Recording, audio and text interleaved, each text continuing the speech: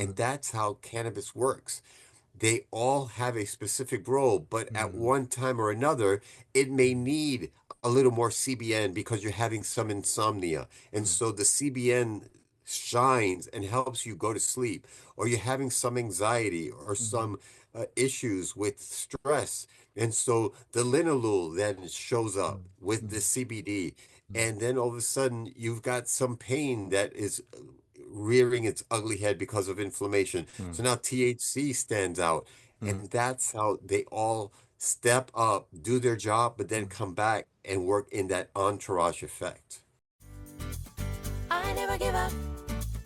I never give up. I never give up. Hi, guys. Welcome back to Neff Inspiration, my show on YouTube and as a podcast with me, your host, Stefan Neff. Today, I've got Dr. Joseph Rosado with me. Joseph is a man who's very passionate about medical cannabis.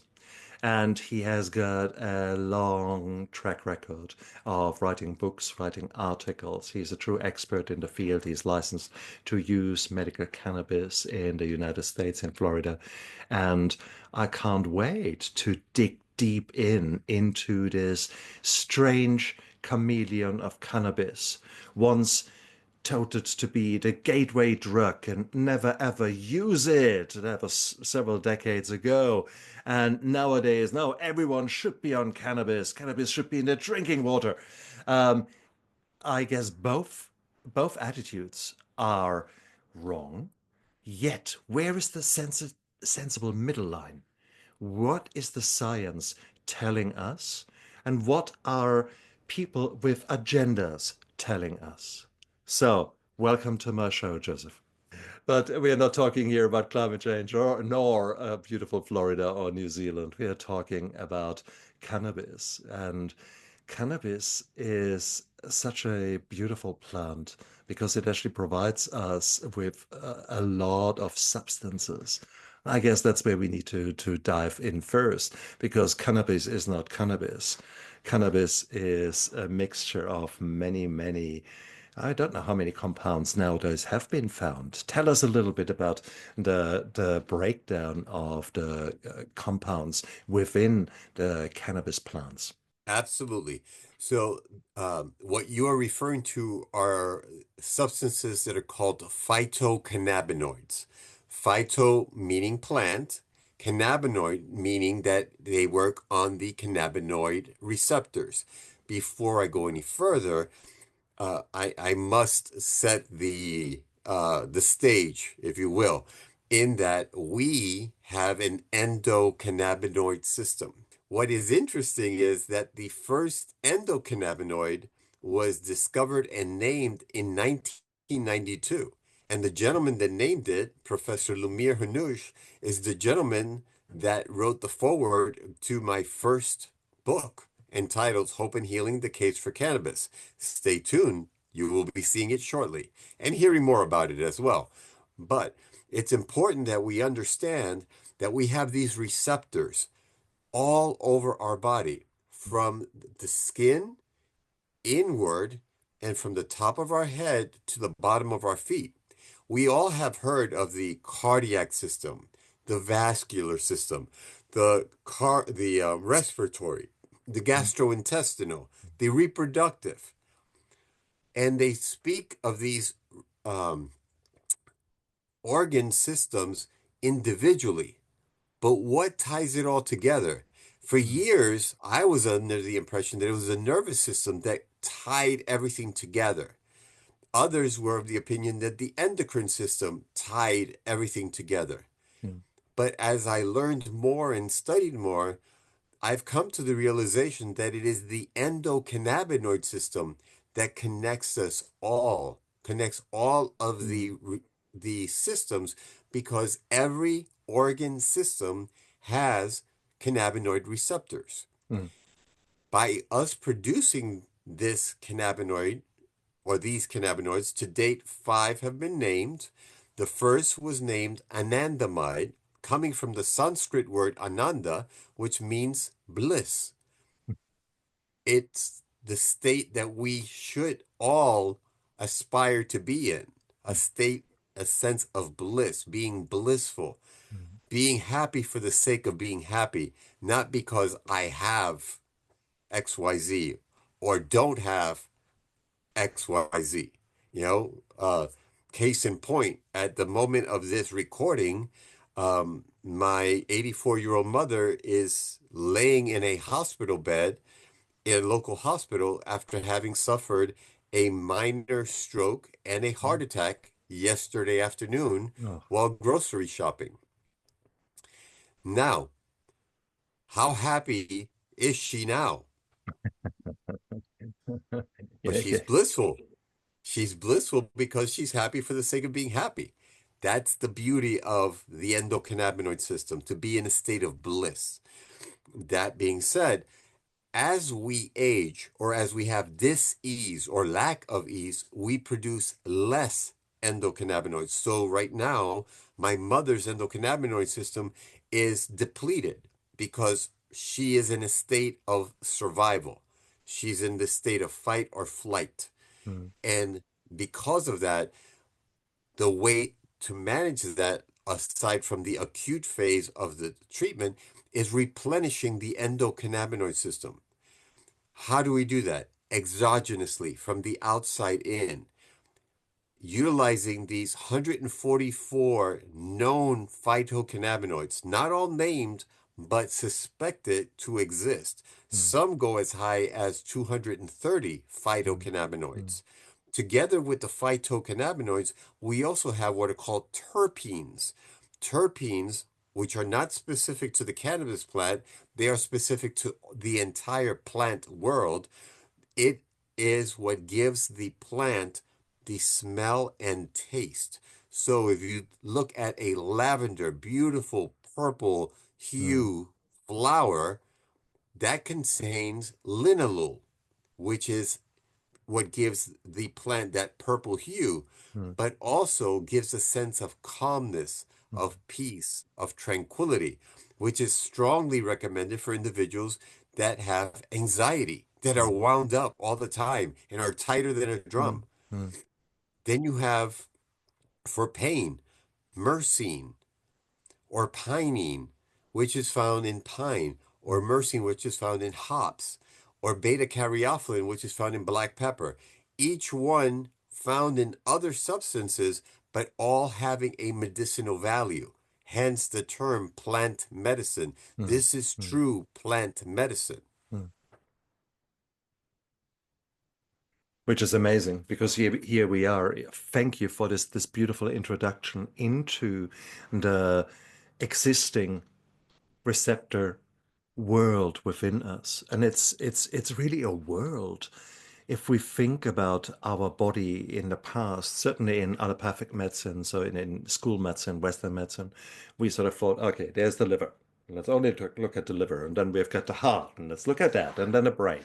So therefore, we have got nowadays a wonderful subspecialization where doctors are very focused. They know absolutely everything there can be about the heart.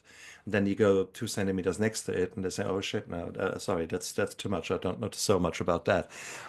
So, and that's very good. Okay, so if you've got a really, really, really specific thing to the heart, then you don't want to have really a brain surgeon messing around with your heart. I give you that.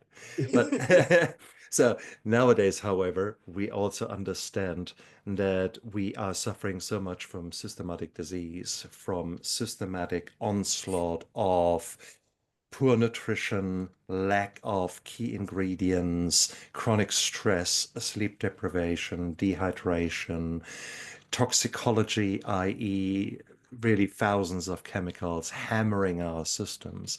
And these are systems, you have already heard me saying it. So ultimately, we are in under a constant onslaught, and we have got a chronic state of inflammation, for example, in our body. Mhm. And that affects absolutely everything. So here on the one hand, we have luckily this spider web of hormones, as you said, of the nerves, but also of certain substances, in this case, the cannabinoid system, actually linking it all together. So we have got multiple attacks, but also we have got multiple defensive systems that are connections within the body that hold it all together. So again, there is hope actually if we were to look at it and say, well, yes, there are some systemic diseases which are maybe not so difficult to diagnose, but very difficult to manage or treat or even cure. So yet there are hidden pathways within our body that And I want to thank potentially. you for, I'm sorry to No. interrupt you, but I want to thank you for using the term inflammation Mm, because the two most commonly known phytocannabinoids that have gotten the greatest amount of marketing, for lack of a better term, are CBD and THC. mm, And if cannabis were a cowboy movie, a Western, a US cowboy movie, CBD would be the cowboy dressed in white, and THC would be the cowboy dressed in black because they always want to villainize THC and make it this demon when in reality, THC is 20 times, I'll repeat that, 20 times, 20 times more powerful than aspirin as an anti-inflammatory and twice as powerful as cortisone as an anti-inflammatory. CBD, on the other hand, is a phenomenal antioxidant. And so it allows for the body to be to have something inside of it that's going to be gobbling up these little free radicals like a Pac-Man gobbling up the fruits and these little dots, waka waka waka waka, for those of you that are old enough to remember Pac-Man and Miss Pac-Man. But I digress in my college years, sorry. no. No. We are both the same age groups. I know exactly what you're talking about. Um, But the, that combination, now you have what's called the entourage effect, because now you're combining mm, the phytocannabinoids together with the terpenes, all working on these different receptors, allowing for to get the greatest expression of health within the body, mm, allowing the body to heal itself from within. And so I equate that to being in a symphony and listening to the wood section, the woodwind section, the brass, the percussion, the reeds, and understanding that each one plays a specific role and when combined together make spectacular music. mm, But on occasion, you'll hear a solo from the percussion section or the brass or the woodwind, and they stand out just for a brief moment and then they go back in unison with everyone else. And mm, that's how cannabis works. They all have a specific role, but at mm, one time or another, it may need a little more CBN because you're having some insomnia. And mm, so the CBN shines and helps you go to sleep, or you're having some anxiety or mm, some issues with stress. And so the linalool then shows mm, up with the mm, CBD. mm, And then all of a sudden, you've got some pain that is rearing its ugly head because of inflammation. mm, So now THC stands out, mm, and that's how they all step up, do their job, but then mm, come back and work in that entourage effect. mm. Beautiful. Beautifully said. And I think that's what we need to lay out. So there are certain compounds that are clearly designed in the body to do good things, that can assist the body in regaining a certain balance, that can suppress inflammation. And the cannabinoid system is clearly there for a reason. Yet, here we are in beautiful New Zealand. If I go to the tip of the North Island, then I have got amongst the youngsters here, about 95% of them will smoke pot. Now, I can assure you, they don't give a damn with regards to the THC or the CBD component. They just want to get high. So we have got on the one hand, we have got, and that's true. These are harsh figures here. Um, in fact, here where I live at Papamoa Beach for the time being after my divorce, I was recently sitting at the beach and different cars came, just sat there in this little parking spot. And over a period of 2 hours, there were at least 5 cars coming where I got a good whiff of cannabis smoke coming over to me. And I thought, okay, Papamoa Beach, good place to be, obviously. So, so here you go. So we have got on the one hand a substance that is clearly used very widely, recreationally, with maybe not such great flow-on effects or consequences, where indeed a lot of people maybe stunt their emotional intelligence, their emotional growth, where people actually use it all to escape their pain. And with that, I don't mean physical pain, I mean the emotional pain, the adverse childhood experiences. It's just another way, either alcohol or cannabis, or better, even both. So, how do we marry that side of a clear abuse or use in the wrong way with all the beautiful sides of the cannabinoid system? Well, let me answer the question with a question. Is it not medicinal? Yes, just as much as a bottle of vodka is medicinal, because They it are takes. they are self-medicating. Okay, yes. The problem, of course, is that the flow-on effects are maybe not so great. That there have been scary statistics with regards to the road traffic accidents that are partially attributed or contributed to due to certainly alcohol, very widespread here, and we have got Yes, so oh, much alcohol problem. for sure. And And this, alcohol does cause, cellular death, whereas cannabis causes neuroplasticity. It mm, regenerates nerve cells and mm, allows for synapses to form mm, and does protect and mm, does block the progression of dementia and mm, Alzheimer's disease and because of the effect on inflammation. So the mere fact that we all have these receptors in our mm, bodies mm, and as you stated, we're looking for balance, homeostasis, as we say in medicine. We mm, want to have that balance. And the best way to create that balance is by utilizing a product that's going to allow for all of these receptors to be based properly and mm, do each one of them do their job. So it is all done medicinally, as you so mm, beautifully stated.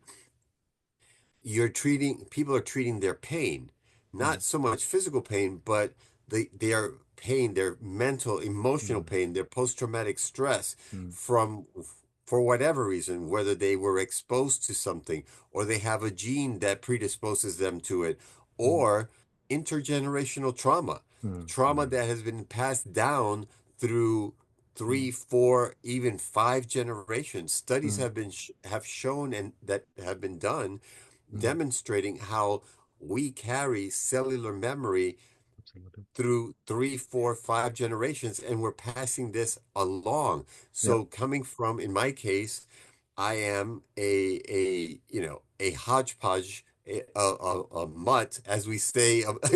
Of- I'm European, I'm African, and I'm indigenous. Combine that together, I have the best of all worlds and the worst of all worlds at the same time. I Because like if it. you look at the statistics, the highest incidence and prevalence of post-traumatic stress disorder is among the Native Americans. The highest incidence of Alzheimer's disease and cardiovascular disease are among Africans, African Americans. The highest incidence of diabetes are among Native Americans and and Hispanic and Puerto Ricans specifically. So here I am. Joseph, this is not a contest, okay? You would have won, I give you that, but come on. But no, I hear you, brother. I hear you. This is such a weird thing. And you're right. We have got the data nowadays. We have got some very intriguing studies that guide us exactly towards that. Um, and I like your take on the fact that we have got a very double-edged sword here. We have got actually a system that, when used correctly in the right people, under the right circumstance, with the right guidance, we can actually do tremendous amounts of good. And I think that is what we need to say. Having said that, when you buy marijuana, or what you believe is marijuana, when when you buy that on the street, you just have no clue what you're getting. Hmm. And there have been some beautiful studies which looked at the quality of what you're getting, and some of it is pure trash. There's not much THC or CBD in there. Others are highly potent, but because they have been treated, they're full of mold and heavy metals and all kind of really negative shit there. So it is really, really difficult. Also, we have to say that if you were to look at different cannabis plants, there are all kind of balances within those plants. Some of them are heavy on the THC, light on the CBD, and other way around. So it's actually really, really difficult. Are we not comparing apples and pears when we just say, oh, smoking cannabis or generalized, even talking about cannabis? It's the same as we are saying, well, I don't like Europe. Well, what don't you like? Don't you like Italy, or don't you like Sweden, or don't you like, you know, it is so, are we not, is cannabis not just actually an obsolete name? Should we not be more specific? Well, it's the THC that everybody wants to villainize and Mm, hate because it's the one that causes euphoria. It mm, makes you high. mm, Well, it's not the only one that causes euphoria. CBN also causes euphoria. When you take THC and it ages or you heat it beyond a specific temperature, mm, it now converts, the THC converts to CBN, which, when used in a proper setting and dose, it helps with insomnia. It helps with issues related to sleep. So is it really a villain? Because mm, if you don't sleep, you don't rest. If you don't rest, you don't recover. If you don't mm, recover, mm, how are you going to function the next day? mm, And, you know, sleep issues and insomnia is a massive problem, mm, not only in the United States, but all over the world. mm, I hear consistently people that go 3, 4, 5 nights without getting a wink of sleep, and I can't even fathom that. It's mm, unbelievable. mm, So that being said, you know, everybody wants to say, "Oh, well, THC is psychoactive." They're all psychoactive mm, because we mm, have cannabinoid mm, receptors in the mm, brain. mm, Coffee is psychoactive. mm, Cocoa is mm. psychoactive. So it that doesn't make it bad. It's just a definition. I like it. I like it. And again, you're already talking about emotional tinging of certain words. Psychoactive substance. Oh, nasty. We should never do that, isn't it? Yeah, caffeine. I'm just had a good sip of my coffee here. Yeah, well, exactly. Um, I love the way you argue, and whilst we want to villainize uh, cannabis. And to a certain degree, I very much understand the law enforcement point of view. I very much understand regulators' point of views who are weary about the reality of typically young people out there abusing drugs and or maybe just living their lives to a very substandard level just because they're constantly stoned. They're not doing anything but actually maybe work satisfactorily, sort of, and then come home and get stoned and have 5 beers. And that's their life. So I understand that side. But now let's look at the medical side of cannabis, because there is a very clear benefit to certain subgroups of people where we have to say, really, maybe for them, cannabis should be part and parcel of their story. For example, the chronic seizure disorders, for example, certain mental health states. Tell us a little bit about where clearly CBD, or I say CBD, where clearly cannabis uh, compounds have shown to massively improve lives. Well, case in point, just this morning, I was seeing some mental behavioral health patients because I'm the medical director at a mental health clinic in northeastern portion of the state of Florida. And it was her follow-up visit for the cannabis Mm, recommendation, because every 6.5 months, the state of Florida requires that a patient see a provider for a new recommendation. mm. And first words out of her mouth were, Dr. Rosado, you have changed my life. Okay, thank you. Happy New Year to you. Exactly. Beautiful, beautiful. And then Sometimes, she's like, no, sometimes, no, really. And I'm like, okay. I said, well, let's go over the medications that you said you were on your previous visit. And so we go through the different antidepressants, anti-anxiety medications, to include medications that end in Zepam, Zepam. In her case, diazepam, also known as Valium. And she was taking this medicine 3 times a day. mm, So I asked her, how are you doing with the diazepam? She said, I take it only at night when I need it to sleep. Okay. So you're not taking it 3 times a day anymore? mm, No. I only take it at night when I need it to sleep. mm, Okay. How are you sleeping? Ever since you told me about that linalool, I'm doing great. I sleep amazingly well. I combine the CBD with the THC with the CBN.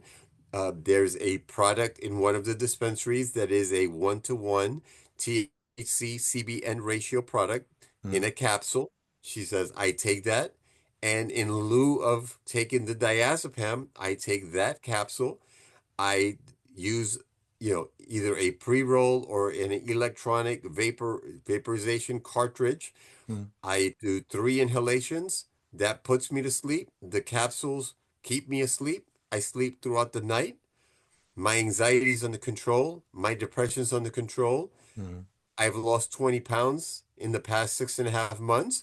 I'm Yes, more active. I'm having the time of my life. beautiful, beautiful. And those are the stories that I hear Mm, regularly. mm, She is not the exception. That mm, is truly the rule. The first paper I published, which was mm, in on January 6th, exactly, I remember January 6th, 2019. It's the day of Epiphany, or Three Kings Day in my culture, and so mm, it stands out.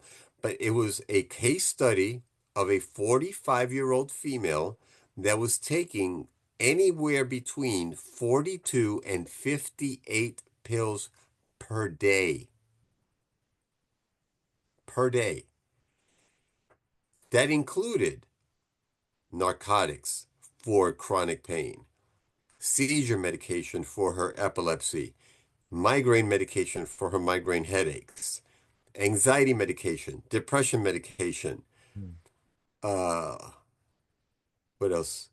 Medications to offset the side effects of the medications. Because narcotics cause constipation, she was on a stool softener.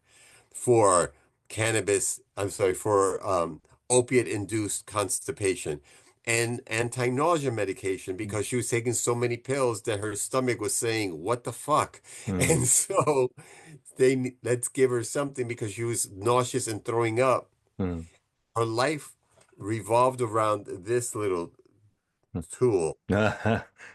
her alarm, because her alarm would sound to remind her that it was time to take her next dose. Right. Having said that, I mean, such a case, absolutely. I And mean, within 3 days, oh, I'm sorry, within 3 months, she was down to 3 pills a day. And nice. Yeah, today, yeah, all she's using is the medical cannabis. beautiful. Notice I said medical cannabis, because she's under my care. Exactly. I mean, I want to play again devil's advocate here because we previously had doctors who were dealing with the symptoms and were trying to make her life as manageable as possible with the tools that they had. You again are working a little bit broader because you're working on some of the symptoms, but also we have heard that cannabis in its own right reduces inflammation. So as a functional medicine practitioner, I would go back. What is the root cause? Why is this clearly, this woman clearly in trouble? what was what are the drivers? It's often not just one single thing. As you said, we discussed stress, we discussed trauma in childhood, we discussed intergenerational trauma, but there's also the environment nowadays, the poor nutrition, the direct trauma, physical trauma, and the flow-on effects. Name it, and it all comes together. So where do we focus on the root causes? And has that been done at the same time? Are we just allocating the benefit to the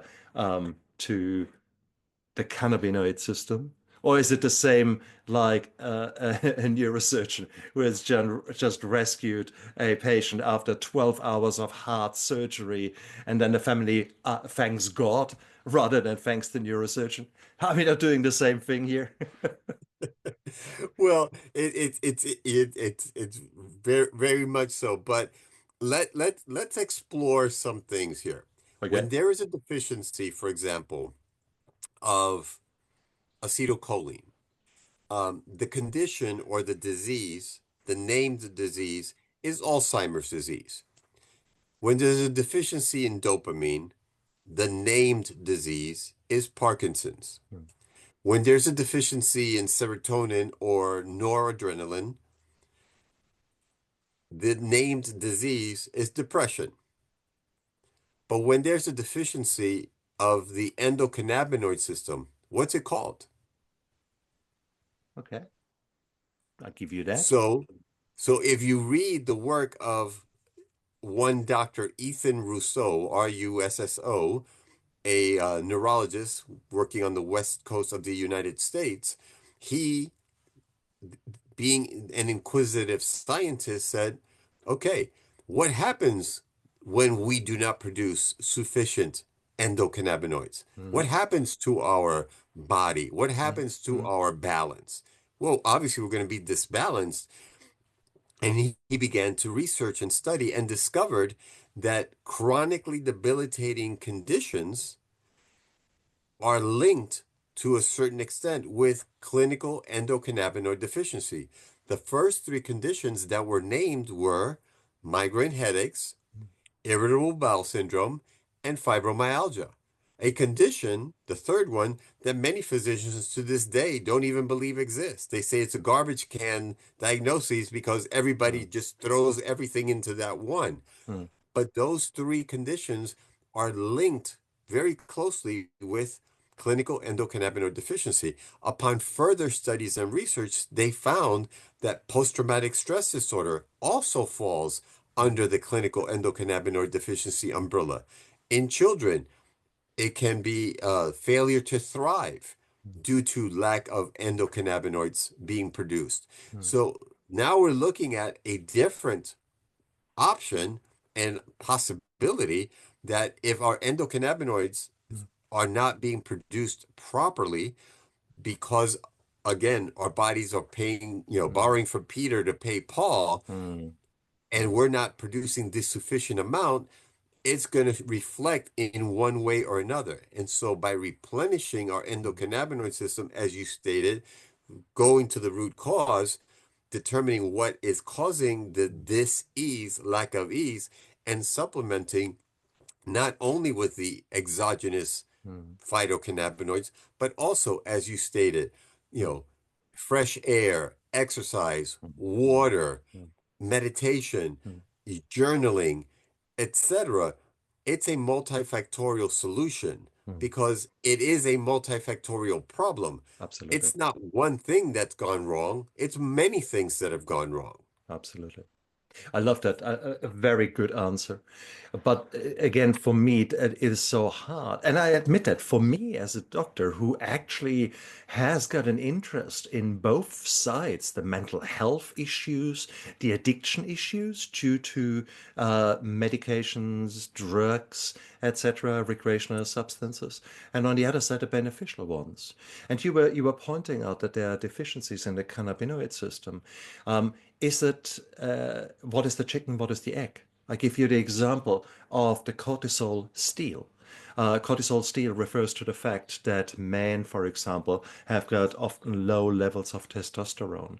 And when we look at their hormonal balance sheet, so to speak, then we see that a huge amount of stress is happening in their life. Their body needs that increased cortisol, and it hasn't got enough resources. So it takes actually away from the testosterone production to create the cortisol.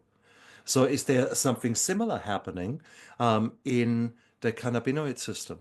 That it is just being depleted because another root cause, like the stress or like nutritional deficiencies, are playing a role there.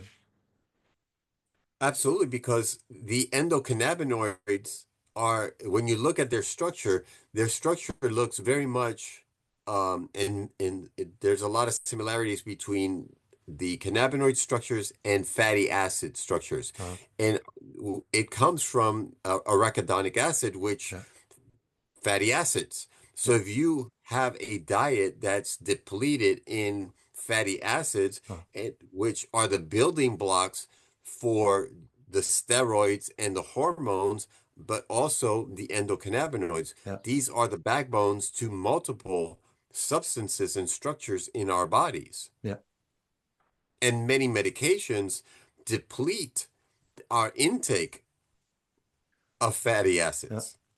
It looks like I'm getting ready to get that. It looks like I triggered you.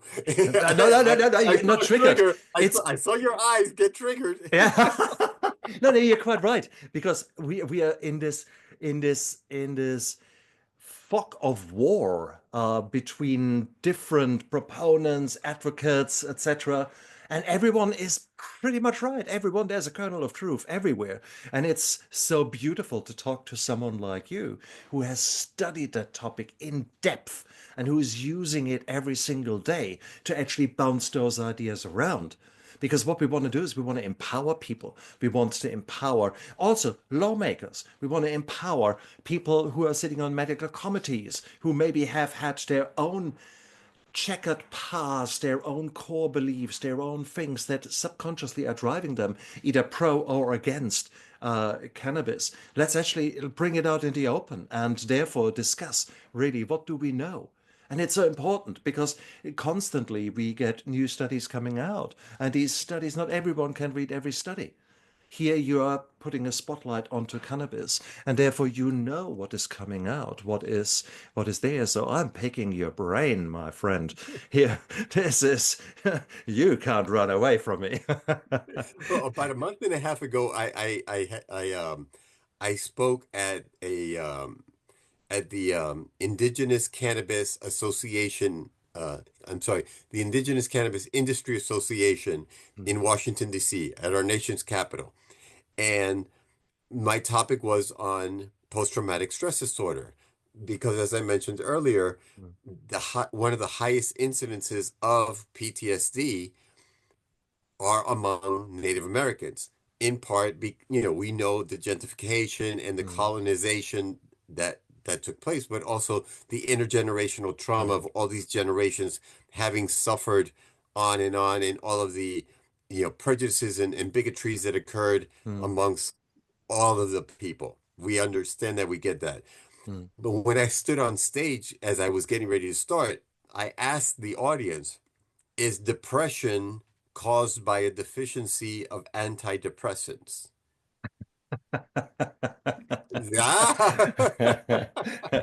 Ouch. I love it. Or is anxiety caused by a deficiency of anti-anxiety medication? And they all laughed and chuckled, so I knew that they were awake. But Mm. as you, so thank you for being awake. But I asked them, so why, if it's not because of a deficiency in these two things, why is it that that's how it's treated? Mm, And it put all I saw was question marks above everybody's head. And I said, so let's discuss what the real deficiency is, mm, or is it more than one issue? And so, as you just stated, is it just the clinical endocannabinoid deficiency? mm, Yeah, no. mm. Is it a combination of different things? No, the mm, gentleman that wrote the forward to my book, that's been researching this for 40, 50 years, that has published hundreds, if not thousands, of papers. From stage, from his mouth, he stated that cannabis is not the end all to all. mm, It's not the panacea. mm, It's one piece of many mm, pieces to obtain and attain optimal mm, health. mm, But it's not the one thing. And so the message, as great as the plant is and as noble as its mm, actions are, the truth is that it is one piece of a mm, beautiful big puzzle mm, that we call health, plant medicine. I not only utilize cannabis, I also use, lion's mane, which is a mm, mushroom, to support my mental health. I also use black seed oil, which is another plant mm, that extracts oil and has other sources and benefits. So it's not just one thing. And my mm, nutrition, my plate, what I'm eating, what I'm drinking, mm, not only what I'm ingesting orally, but also nasally, visually, mm, auditorily. What conversations am I paying attention to? mm, What am I watching that I'm allowing to enter and influence my billions of cells mm. that all have memory? I love that. Absolutely love that, and 100% agreed with that. If I look at the cannabinoid system and understand that it is part and parcel of my body, like it or lump it, if I then compare that, let's say, with the model of depression where we believe there's a disbalance with serotonin. Nowadays, we know that 95% of serotonin is actually created within the gut microbiome. And for that, if I want to produce my serotonin, I need to have high quality or good quality protein, vitamin D, zinc, selenium, magnesium, number of other things, but these are sort of the bigger ones that need to be given in my nutrition to my gut microbiome. And then they can produce my serotonin. How can I fortify? How can I help my cannabinoid system? First of all, where are those cannabinoids produced? Is there a particular source? Is it the gut microbiome? Is it somewhere within the body? Where they do we have some data, some idea where those things are produced? And how can I naturally stimulate a healthy balance created by my own body? Or let's say when I say body, with that I also mean the microbes within me. Well, as we discussed earlier, endocannabinoids are produced as a result of an action potential, a stimulus. Okay. Some stimulus has occurred, good stress or bad stress. It doesn't have to be a negative stress. It Uh-huh. could be pain, it could be anxiety, it could be stress, but it could also be exercise. For years, we were told that when you ran, you felt runner's high because Yeah. the endorphins made you Yeah. feel that way. Later, it was discovered endorphins don't cross the blood-brain barrier, so they cannot cause that sense of bliss or euphoria. There's that word again, bliss. Uh-huh. Where did we hear that before? Yeah. Anandamide, Ananda, bliss. That's what causes that runner's high. That's what causes that euphoria. The fact that as we exercise, we produce those endocannabinoids naturally that allow us to feel blissful. Another excellent example of a good source of stress is sex, having an orgasm, a climax. Unless you're faking it, now you've got another source of stress. Uh-huh. But Okay. Okay.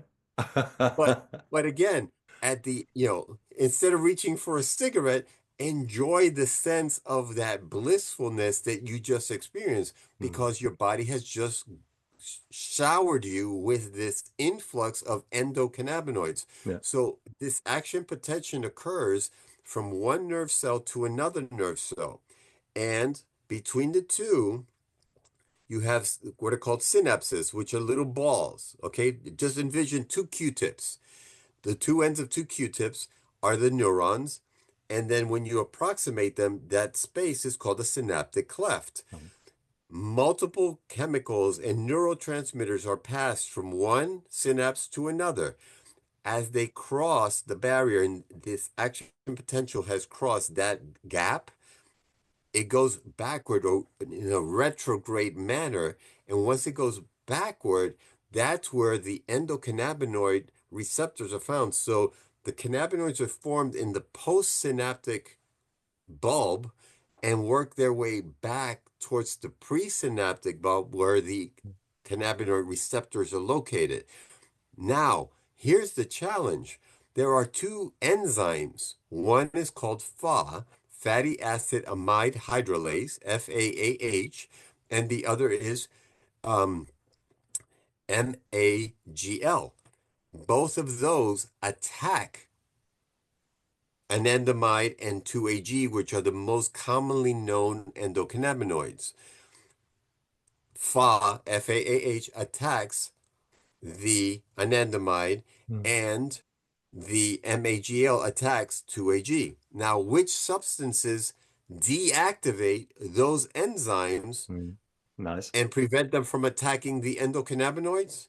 CBD blocks the action of FA, and THCV, another phytocannabinoid, blocks the action of MAGL, which is why, as you stated at the beginning, everyone should be Mm. using some form of cannabis because using some form of cannabis will support not only your endocannabinoid system by replenishing it, Yeah. but also preventing the enzymes that are in your body that are attacking these specific cannabinoids that are formed. Beautiful. But again, it's basically a reinforcing system with the THC and Mhm. cannabinoids that are basically sustaining this increased availability of the natural substances that are within the system. So I love that. Is there a contribution with regards to our nutrition, for example? Are there substances that cause bliss? Now, bliss is a bit of a funny one, isn't it? Because on the one hand, here you're describing it in the setting of the cannabinoid system. On it, far more commonly, bliss is sort of linked a bit with the dopamine release, our love hormone, so to speak. Bliss is linked with the bliss point, which is a something where food scientists, have created the perfect combination of crunchiness, fat, sugar, and salt. And if you get it just right, then it's impossible for you to stop eating those chips, stop eating those things. So The this is candy all bar, exactly. the You sweet, never just sour, eat. salty. Exactly. So here we are using bliss in very different ways. So if the candy bar gives me bliss, so it can't really be bad because it probably does something to the cannabinoid system too. So hang on. So where can I distinguish that? And are there substances, as I said in my question, are there natural foods that have shown to affect the cannabis system one way or the other? Um, one time that I was in Colombia, one of the doctors there gave a very beautiful lecture on the use of incorporating more fatty acids Right, to allow for the right, natural right. building up Yep. of the endocannabinoids. Nice, nice. And again, that actually makes sense. You're actually providing the precursors, you're providing the The raw baselines of the material to be able, the building blocks. exactly. Beautiful. Okay, so that's wonderful. So diet will have an influence. Do we see, are there studies out there that directly investigate other factors with regards to their effect on the cannabinoid system? Where many of the studies are basically relating to what happens if I give THC, CBD, or other components to the depleted system of our body, and will they get better? And these studies are so important, absolutely, no doubt. It's for me, the question is in those countries where THC, CBD, or any kind of cannabis products are not available or are demonized, bedeviled, there will be millions and millions and millions of people living there who have a cannabinoid system.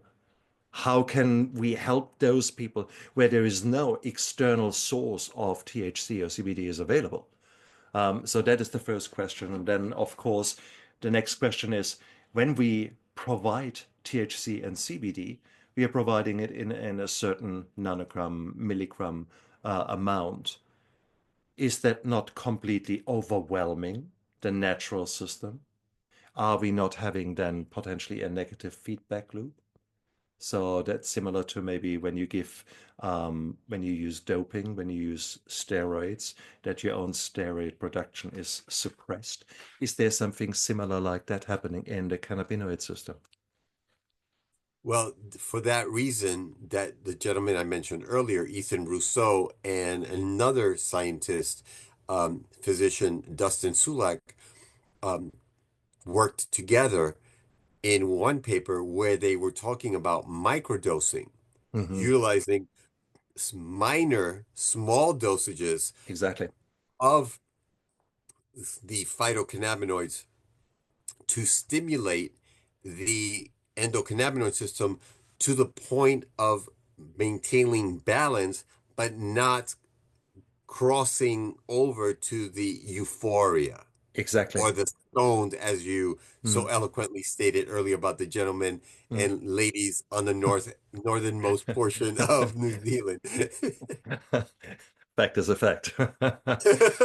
So the microdosing, so that's interesting. So what happens? And again, this is interesting. We need to talk to reality. When you sprinkle a bit of cannabis on into your tobacco, or if you use a small pure cannabis and light it, you have no bloody clue how much you're getting. This could be anything. There could be magnitudes of differences there. So it's really, really hard to predict it. And I would say that those magnitude of differences will have different health benefits as well. So let me be extreme. Is the more the better? So in other words, let's all get stoned. Once a week, we get stoned out of our head. And with that, we've really replenished the cannabinoid system. And now we have got a good week. Let's go ahead. Does that work? Well, it's interesting that you say that. Um, I always educate my patients on a cannabis holiday, and I define a cannabis holiday not going to it doesn't mean going to Nevada or going to Colorado for the weekend. That's not a cannabis holiday. A cannabis holiday is one where you take a day off of your cannabis Yeah. use. So you use cannabis 6 days, and on the seventh day you rest. Because by doing so, what you're doing is you are in essence reinforcing the receptors and allowing the receptors to kind of replenish themselves. Mm, Because mm, with cannabis, contrary to alcohol or narcotics or cocaine or mm, other substances, cannabis does not cause a physiological dependence or mm, addiction. It's more of a psychological one where you are of the mm. belief system that you cannot function without Ah, utilizing it. right. However, when you stop using it, you don't go into an intense withdrawal Mm, like you do when you quit drinking alcohol cold turkey, or mm, stop using mm, heroin cold turkey, or mm, stop using cocaine cold turkey, because now your body is craving mm, that drug, because mm, without that drug the body's intelligence feels that it cannot survive. Mm. No, that's good. And there will be, whenever we talk receptors, there will be upregulations and downregulations. In other words, if we flood a receptor, then they say, wow, that response is a lot. So let's have less of those openings on the synapse. Let's have less receptors there. So you're achieving or trying to achieve again, a healthy balance there.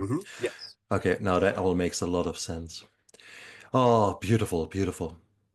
If you, I have been playing devil's advocate because we see both sides of the story here so much, and I think that was my duty as a doctor here in New Zealand to show both sides. But there are clearly subgroups of patients out there who you say, for crying out loud, why does no one offer this patient a a trial of whatever cannabis compounds you think is appropriate? Give me your highlights. Give me those groups that you believe, my goodness, stop messing around and add cannabis to a holistic treatment approach that focuses on providing all the support. It's not just here, take those tablets and I'll see you in 6 months, but actually here, this the psychological support, this is the nutritional support, this is where we work on your sleep and sleep hygiene. And here are the medications that we at the moment keep the same. Now we add in the cannabis, and then in 2 months, maybe we'll reduce that medication or that medication. So a sensible approach, but which are the low-hanging fruit from your point of view, where you would introduce CBD or a THC or a combination thereof?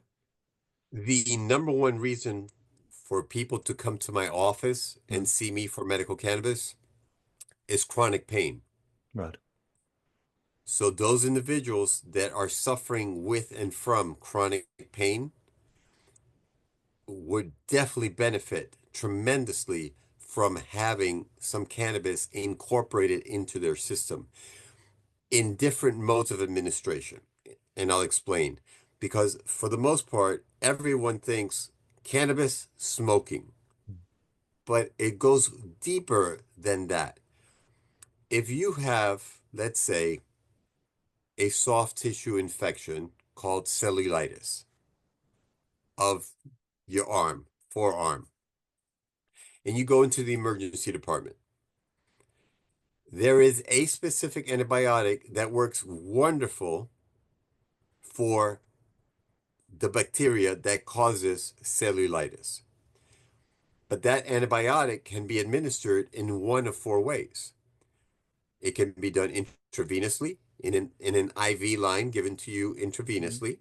It can be done intramuscularly, a shot in the arm, a shot in the butt, mm, a pill, a tablet, a capsule, or a topical cream. mm, That antibiotic in every one of those four ways is going to work. But which is the best way of utilizing it? mm, Which is going to give you the best outcome? mm, Well, the same thing with cannabis. mm, If you are experiencing chronic pain, but within that chronic pain state, you experience breakthrough pain or acute pain, then you could use an edible or mm, a famous gummy mm, that is going to help down the road, mm, but it takes 2 to 3 hours for you to feel the effect of that. mm, mm, Who wants to wait 2 to 3 hours mm. to get the effect of their medicine? But Sure. if I inhale or use a suppository, which are the two fastest routes of administration, Mm, now you're going to be able to address your pain right on the spot. But guess what? When you inhale, it's only going to last in your system 2 to 4 hours. mm, So that's when you then add a little bit of tincture oil to mm, place under your tongue. mm, That takes 30 to 90 minutes for you to feel the effect, but it's going to be in your system 4 to 6 hours. mm, And then add that edible, that takes 2 to 3 hours to kick in, but it's going to be in your system 6 to 12 hours, depending mm, on how you metabolize. mm, And then add a little bit of topical cream or topical oil mm, to a specific area that is a stubborn area. For mm, example, an osteoarthritic hip, an osteoarthritic knee, or an mm, rheumatoid infested joints of the hands mm, to where you cannot open a jar or mm, mm. so utilizing it in the different modes of administration, now you're going to be covered better longer. And now you can, in essence, eliminate a lot of the addictive and addicting medicines Mm. that are causing an actual epidemiological crisis in North America. With that, you're referring to the opiates, to The opiate crisis. Yes, exactly. sir. No, So you're that's one area that I'm a big fan and mm, advocate of. And I get a lot of referrals from pain management doctors mm, because the patient's dosing has gotten so high and so out of hand yeah, that they can no longer prescribe yeah, those things.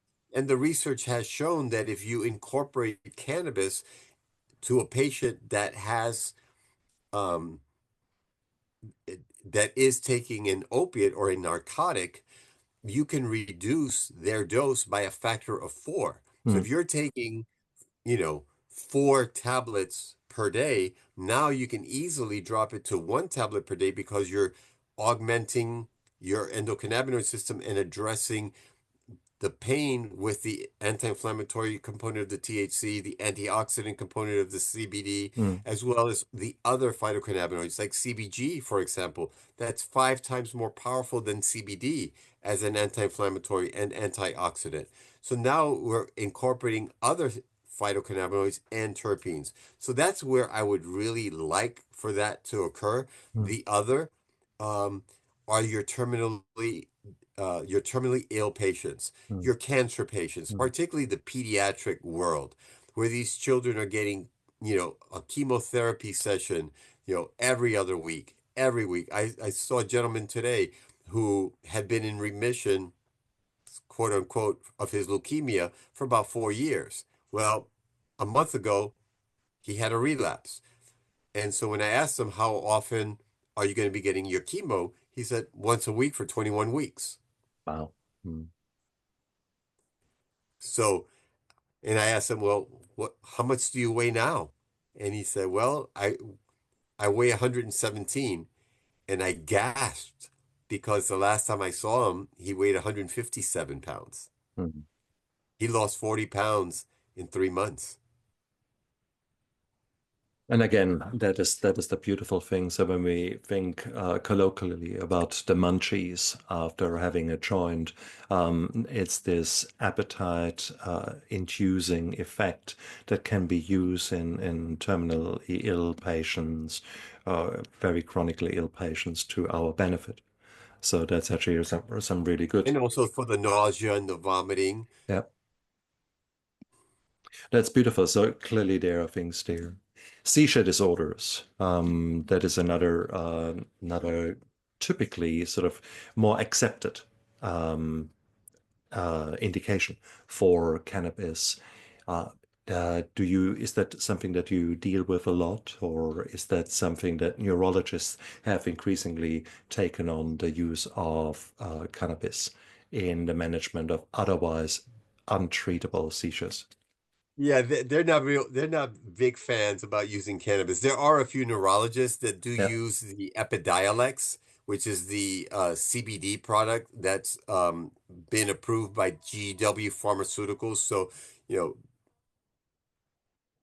there is a pharmaceutical product that is available that is utilized for two specific intractable diseases related to seizures, which Mm, are Dravet and Lennox-Gastaut.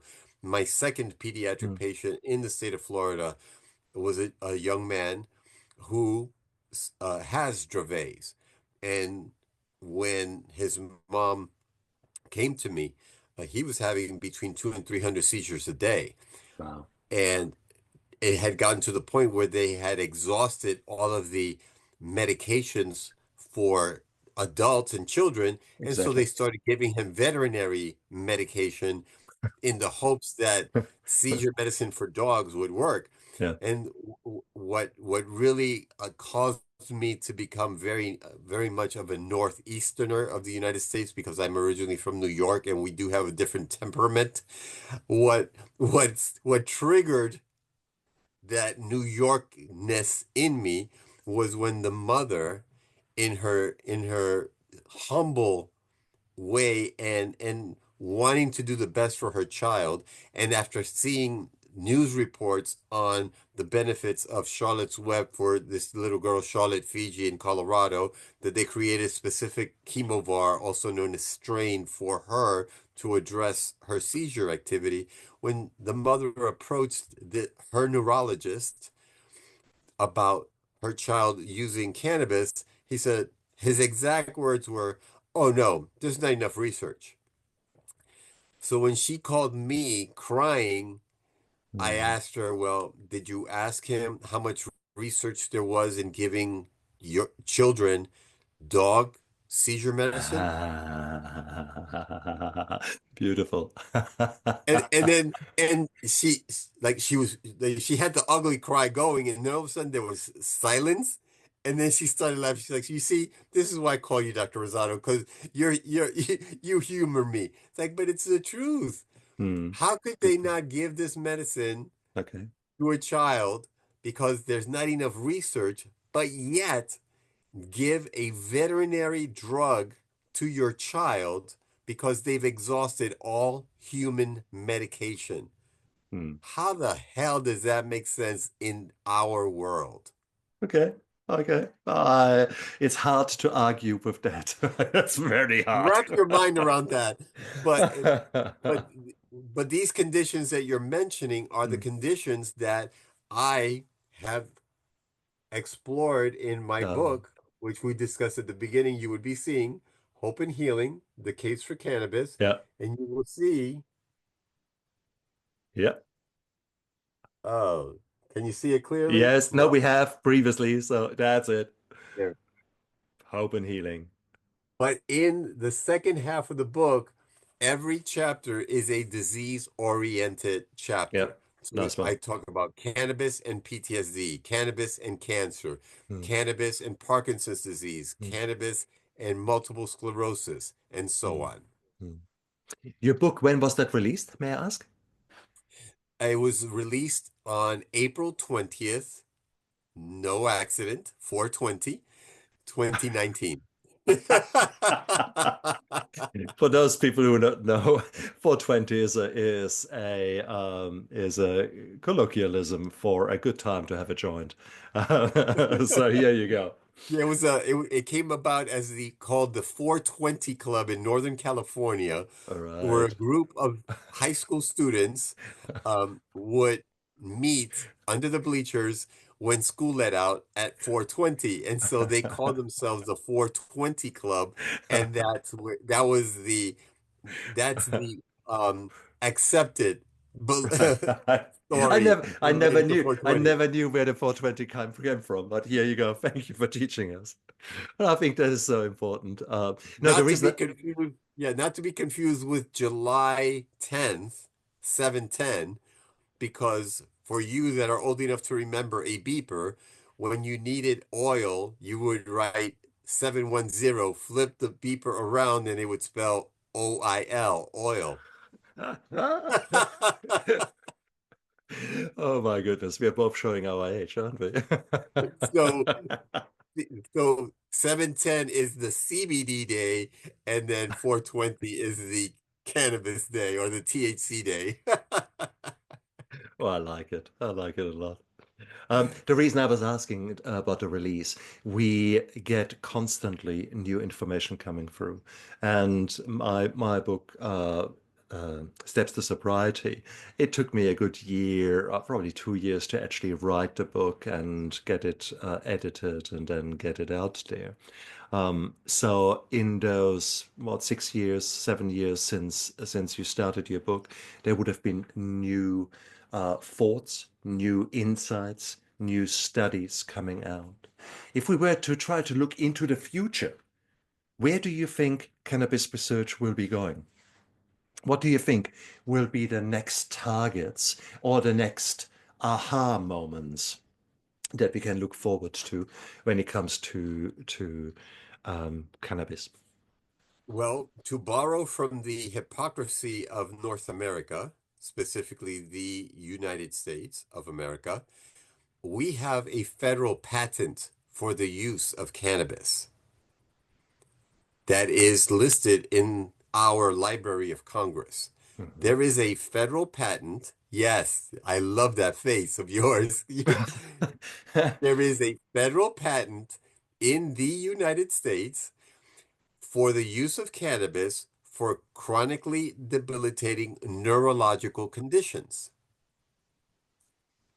Does that mean that it is being supported or not? Does that mean that basically the government now controls where research can go and where it can't? Well, here's the caveat. Cannabis is a Schedule 1 drug, Ah, which means it is federally illegal. By being federally illegal, it is defined by having that Schedule 1 designation. That is defined as no medicinal value, highly addictive. Schedule 1. The synthetic version of THC, dronabinol, trade name Marinol, or nabiximol, trade name Sesamet, synthetic, made in a lab, not THC from a plant, is a Schedule 3. Epidiolex, CBD, isolate from a hemp plant that is federally legal in the United States, is a Schedule 5. The least offensive of the 5 yeah. categories.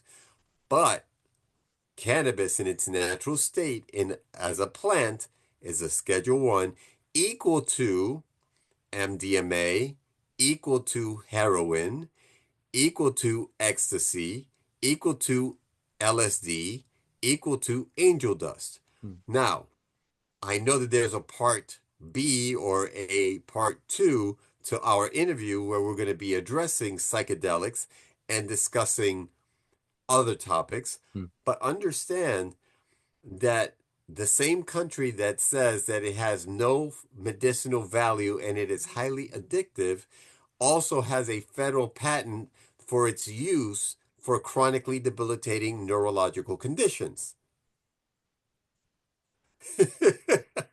Oh, the cynic in me wants to so say words that I will then later regret and have to cut out of the interview. Um, So the future of cannabis, in my opinion, are these neurologically debilitating exactly, conditions that I mentioned earlier. exactly. Alzheimer's disease, Hmm. specifically, where there's a 3 time higher incidence among African Americans Hmm. to have Hmm. Alzheimer's. Hispanics have a 1.5 to 2 time greater affinity to have Alzheimer's disease. Hmm. Native Americans, by 20, they predict that by 2060, 1 in 3 Native Americans are going to have Hmm. Alzheimer's disease. But I And mean, this, so, and why? Why? We need to say, from a functional medicine point of view, Alzheimer's and other well, Alzheimer's, severe. you would know that is called diabetes type 3. It's, Exactly, exactly what I just wanted to say.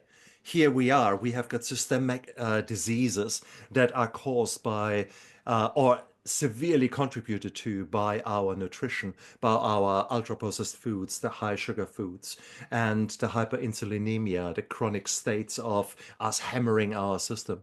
So you're quite right. So there is so much need to address that. But again, it needs to be holistic. So it's beautiful to see that there are thoughts about the cannabinoid system and Alzheimer's. But and now the cynic, coming back to the patent of the come on down, United come on back. States. Yeah, exactly. No, no, come on. I mean, how can as okay, let's rephrase that. Every study costs money. And if we are now having patents and things like that, who will actually bring up the money in order to do those studies? Are there federal grants that are specifically looking for that? They cannot be federal grants because it's federally illegal, which is why Uh, many medical schools do not have research studies studying cannabis because by it being federally illegal, it would jeopardize their capability and ability to receive federal grants right. for other studies where it's real money, not make believe money that you and I live on a day-to-day Mm, basis. mm, Now, are there universities that are studying it? Sure. In my backyard, one of my clinics is in Gainesville, Florida. Gainesville, Florida is the home for the University of Florida. Go Gators.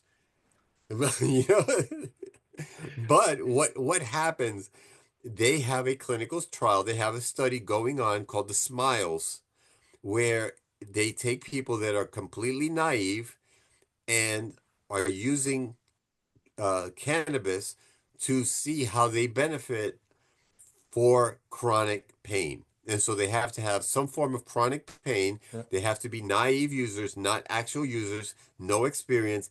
And then they have them get, medical cannabis to treat their Mm, chronic pain and just see what it's just. It's more of an observational study more than an actual nuts and bolts, you know, mm, head to head, double blind, mm, placebo, et mm, cetera, et cetera.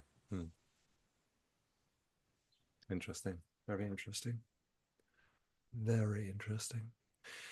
I think this is still such a muddy subject. There's still such a fog of war affecting something that could potentially be incredibly valuable. And I would see the future very much in microdosing, similar to what we have seen with MDMA.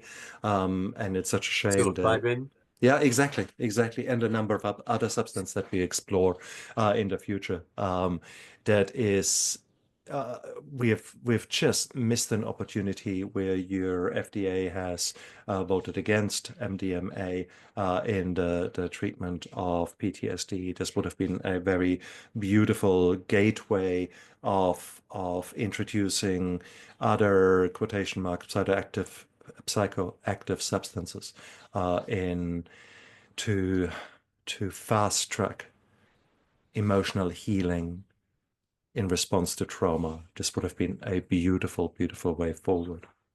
And uh, it has stopped it a little bit, but only a little bit, because I think enough veterans, for example, are going out there and seeking alternative treatment options, again in quotation marks, and go to South America or to Central America, where there are clinics who are offering these kind of substances under in as part of a holistic approach. And that is, I think, a beautiful way forward. Wow. Bloody hell, Joseph. This was an We've amazing. opened a can of worms, my Have friend. we not? Oh, big can of worms here.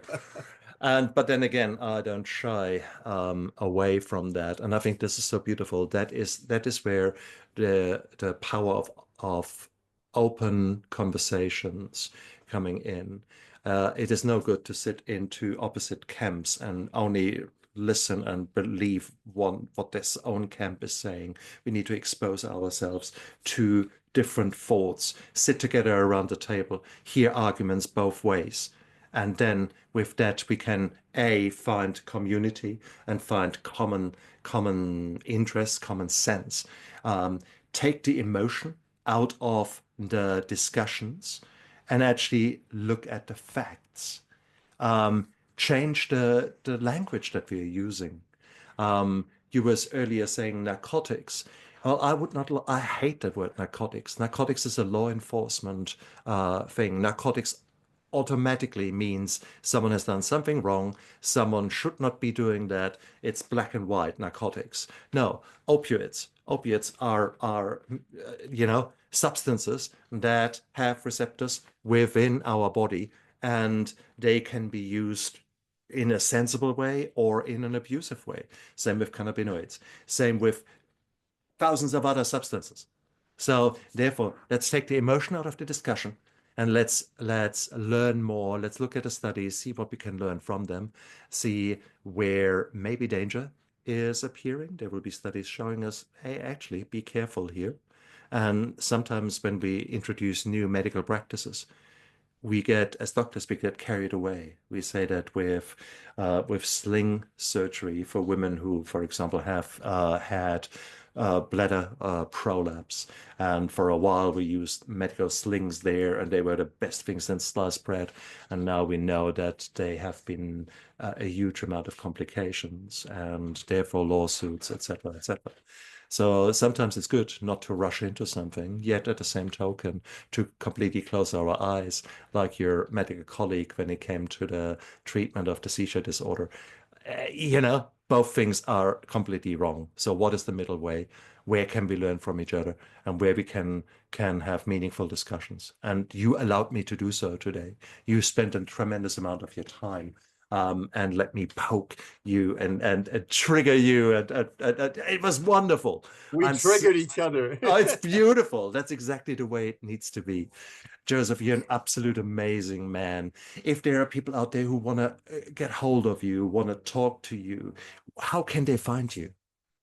Absolutely. The easiest way is to go to my website, Mm. which is josephrosadomd.com. Just as it reads over here, Yeah, absolutely. josephrosadomd.com. Uh, that's the easiest. But I'm also on YouTube. I have a YouTube channel, The Dr. Mm, Rosado Show. I'm on Facebook, mm. Instagram, Yeah. TikTok, etc. But the easiest way is to go to my website, and then from my website, be able to click on all the different links and go to all my different social media platforms. Um, Mm.